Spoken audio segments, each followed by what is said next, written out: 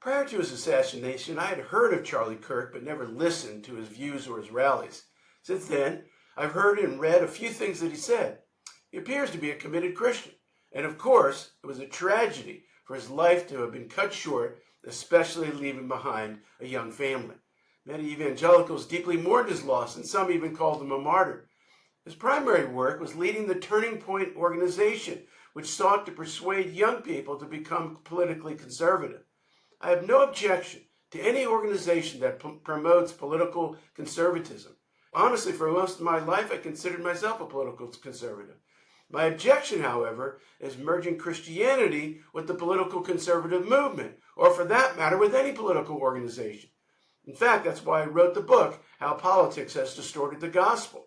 History shows the merger of faith and politics never ends well. In fact, the founding fathers of the U.S. Constitution deliberately established a government separate from religion, unlike their European forebears. But more importantly, merging faith and politics is contrary to the teachings of Jesus. Jesus didn't live in a vacuum. The society he entered was filled with politics and contained several religious political parties. He interacted with all of them, but never allied with any. In fact, his answers to potentially politically charged questions never sided with any one group.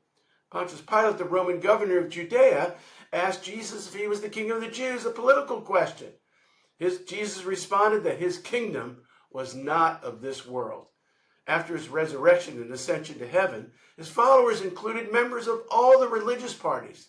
The book of Acts reports that many priests, Sadducees, followed Jesus. It further reports that thousands of Jews in Judea who were zealous for the law, Pharisees, were Jesus' followers.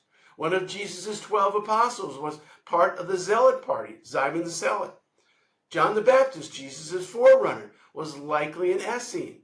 The bottom line was that the Jesus movement was a new thing. Its purpose was to establish the kingdom of God on earth, not through political power, but through changed lives, and all were welcome. Charlie Kirk's death is one more tragedy in the line of American political assassinations.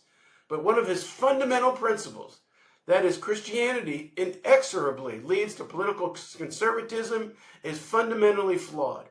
Just like in Jesus' time, no political party fully reflects the values of the kingdom of God. If Christians want to be involved in politics, good. Just don't claim your politics, your party, your values are God's. Rather be a light to those around about you. To learn more about politics and the gospel, consider my new book on Amazon, How Politics Has Distorted the Gospel.